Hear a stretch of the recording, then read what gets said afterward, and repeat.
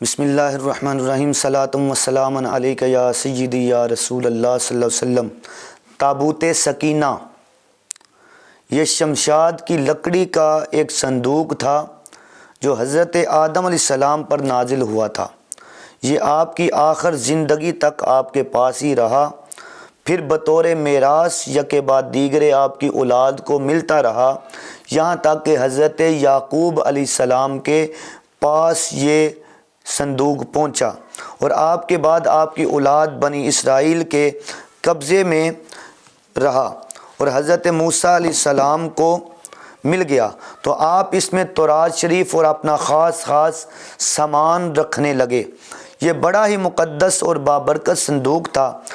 بنی اسرائیل جب کفار سے جہاد کرتے تھے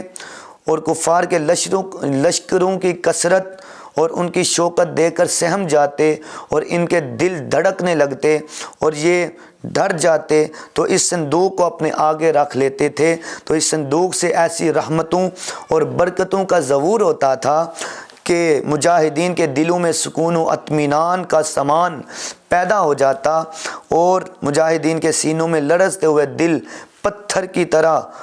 کی چٹانوں کی طرح مضبوط ہو جاتے، اور جس قدر صندوق آگے بڑھتا تھا آسمان سے نصر من اللہ و فتح قریب کی بشارت عظمیٰ نازل ہوا کرتی تھی اور فتح مبین حاصل ہو جایا کرتی تھی۔ بنی اسرائیل میں جب کوئی اختلاف پیدا ہوتا تو لوگ اسی صندوق سے فیصلہ کرواتے تھے۔ صندوق سے فیصلہ کرنے کی آواز اور فتح کی بشارت سنی جاتی تھی۔ بنی اسرائیل اس صندوق کو اپنے آگے رکھ کر اور اس کو وسیلہ بنا کر دعائیں مانگتے تھے تو ان کی دعائیں مقبول ہوتی تھی اور بلاؤں کی مصیبتیں اور وباؤں کی آفتیں ٹل جایا کرتی تھیں۔ الغرض یہ صندوق بنی اسرائیل کے لیے تابوت سکینہ، برکت و رحمت کا خزینہ اور نصرت خداوندی کے نزول کا نہایت مقدس اور بہترین ذریعہ تھا۔ مگر جب بنی اسرائیل طرح طرح کے گناہوں میں ملوث ہو گئے اور ان لوگوں میں معاصی و نافرمانی اور سرکشی و عصیان کا دورہ ہو گیا تو ان کی بدعمالیوں کی نحوست ان پر خدا کا یہ غضب نازل ہو گیا کہ قوم عمالقہ کے کفار نے ایک لشکر جرار کے ساتھ ان لوگوں پر حملہ کر دیا اور ان کافروں نے بنی اسرائیل کا قتل عام کر کے ان کی بستیوں کو طاقت و تاراج بنا دیا، عمارتوں کو توڑ پھوڑ کر سارے شہر کو تہس نہس کر دیا اور اس متبرک صندوق کو بھی اٹھا کر اپنے ساتھ لے گئے اور اس مقدس صندوق تبرک و نجاستوں کے ڈھیر پر، کوڑے کے ڈھیر پر انہوں نے پھینک دیا۔ لیکن اس بے ادبی کا قوم عمالقہ پر یہ وبال پڑا کہ لوگ طرح طرح کی بیماریوں اور بلاؤں کے ہجوم میں جھنجھوڑ دیے گئے۔ چنانچہ قوم عمالقہ کے 5 شہر بالکل برباد اور ویران ہو گئے، یہاں تک کہ ان کافروں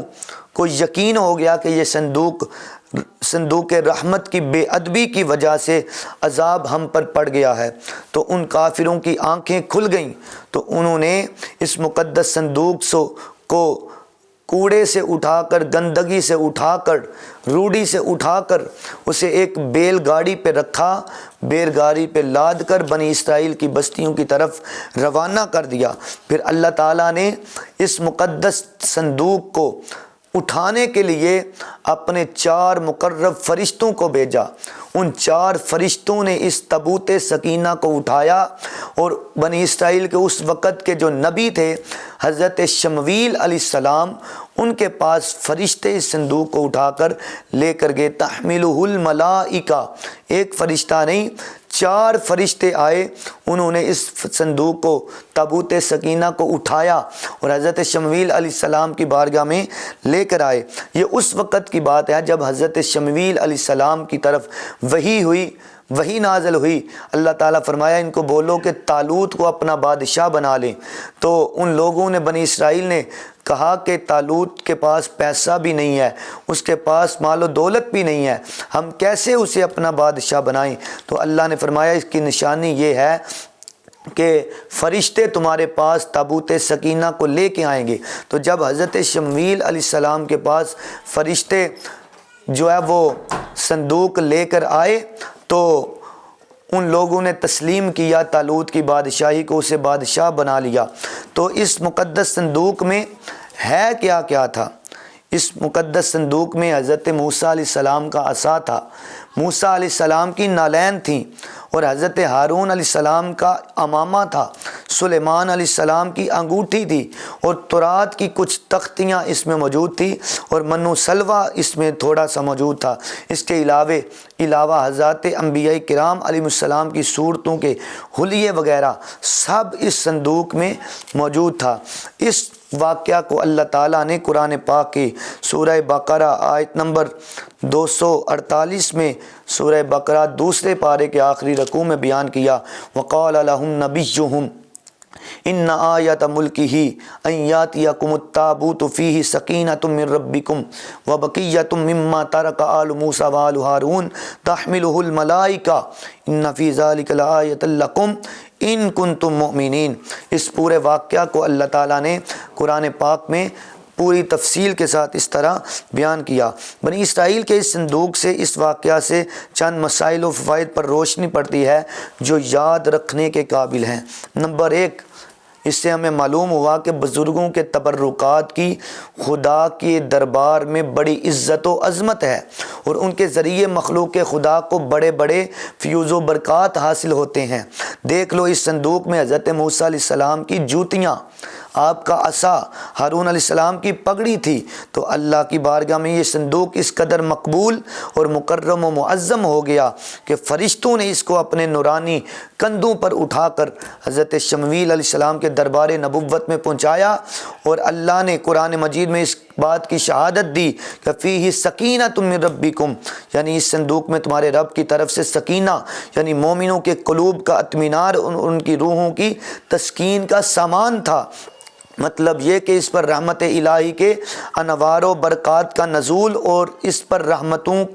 کی بارش ہوا کرتی تھی۔ تو معلوم ہوا کہ بزرگوں کے تبرکات جہاں اور جس جگہ بھی ہوں گے، ضرور ان پر رحمت خداوندی کا نزول ہوگا، اور اس پر نازل ہونے والی رحمتوں اور برکتوں سے مومنین کو سکون قلب اور اطمینان روح کے فیوز و برکات ملتے رہیں گے۔ نمبر 2، اس سے معلوم ہوتا ہے کہ جس صندوق میں اللہ والوں کے لباس، عصا اور جوتیاں ہوں، جب اس صندوق پر اطمینان کا سکینہ اور انوار و برکات کا خزینہ خدا کی طرف سے اترنا قرآن سے ثابت ہے، تو بھلا جس قبر میں ان بزرگوں کا جسم پاک موجود ہو، ان قبروں پر رحمت و برکت اور سکینہ و اطمینان نہیں اترے گا؟ ہر عاقل انسان جس کو خداوند عالم نے بصارت کے ساتھ ساتھ ایمانی بصیرت بھی عطا فرمائی ہے، وہ ضرور اس بات پر ایمان لائے گا کہ جب بزرگوں کے لباس اور ان کی جوتیوں پر سکینہ اور رحمت نازل ہوتی ہے، تو ان بزرگوں کی قبروں پر بھی رحمت خداوندی کا خزینہ ضرور نازل ہوگا۔ جب بزرگوں کی قبروں پر رحمتوں کی بارش ہوتی ہے، تو مسلمان ان مقدس قبروں کے پاس حاضر ہو کر ضرور اس پر بھی، جو ان کی قبروں پر حاضر ہوگا تو ضرور اس پر بھی بارش انوار رحمت کے چند قطرات برس ہی جائیں گے، کیونکہ جو موسلا دھار بارش میں کھڑا ہوگا اس کے کپڑے ضرور، اس کپڑے اور بدن بھیگ جاتا ہے۔ جو دریا میں غوطہ لگائے گا اس کا بدن پانی سے تر ہوگا، جو عطر کی دکان میں بیٹھے گا ضرور اس کو خوشبو ملے گی۔ تو ثابت ہوا کہ جو بزرگوں کی قبروں پر حاضری دیں گے ضرور وہ فیوز و برکات کی دولتوں سے مالا مال ہوں گے، اور ضرور ان پر خدا کی رحمتوں کا نزول ہوگا، جس سے ان کے مصائب و آلام دور ہوں گے اور دین و دنیا کے فوائد و منافع حاصل ہوں گے۔ نمبر 3، یہ بھی ہمیں معلوم ہوتا ہے کہ جو لوگ بزرگوں کے تبرکات یا ان کی قبروں کی اہانت و بے ادبی کریں گے، وہ ضرور قہر قہار اور غضب جبار میں گرفتار ہوں گے، کیونکہ قوم عمالقہ جنہوں نے اس صندوق کی بے ادبی کی تھی، اس پر ایسا قہر الہی کا پہاڑ ٹوٹا کہ وہ بلاؤں کے ہجوم سے بلبلا اٹھے، اور کافر ہوتے ہوئے انہوں نے اس بات کو تسلیم کیا کہ ہم پر بلاؤں اور وباؤں کا حملہ اسی صندوق کی بے ادبی کی وجہ سے ہوا۔ چنانچہ اس لیے ان لوگوں نے اس مقدس صندوق کو بیل گاڑی پر لاد کر بنی اسرائیل کی بستی میں بھیج دیا، تاکہ وہ لوگ غضب الہی کی بلاؤں کے پنجائے قہر سے نجات پا لیں۔ نمبر 4، سے یہ معلوم ہوتا کہ جب اس صندوق کی برکت سے بنی اسرائیل کو جہاد میں فتح مبین ملتی تھی تو ضرور بزرگوں کی قبروں سے بھی مومنین کوئی مشکلات دفع ہوں گی اور مرادیں پوری ہوں گی، کیونکہ ظاہر ہے کہ بزرگوں کے لباس سے کہیں زیادہ اثر رحمت بزرگوں کے بدن میں ہوگا۔ اور اس واقعہ سے یہ بھی معلوم ہوا جو قوم سرکشی اور عصیان کے طوفان میں پڑھ کر اللہ اور رسول کی نافرمان ہو جاتی ہے، اس قوم کی نعمتیں چھین لی جاتی ہیں۔ چنانچہ آپ نے پڑھ لیا، سن لیا، جب بنی اسرائیل سرکش ہو کر خدا کے نافرمان ہو گئے، نبیوں کے نافرمان ہو گئے اور قسم قسم کی بدکاریوں میں پڑھ کر گناہوں کا بوت ان کے سروں پر عفریت بن کر سوار ہو گیا، تو ان کے جرموں کی نحوستوں نے انہیں یہ برا دن دکھایا کہ اس صندوق سکینہ ان کے پاس سے قوم عمالقہ کے کفار اٹھا لے گئے اور بنی اسرائیل کئی برسوں تک اس نعمت عظمیٰ سے محروم ہو گئی۔ اللہ تعالی ہمیں ان واقعات سے عبرت حاصل کرنے کی توفیق عطا فرمائے۔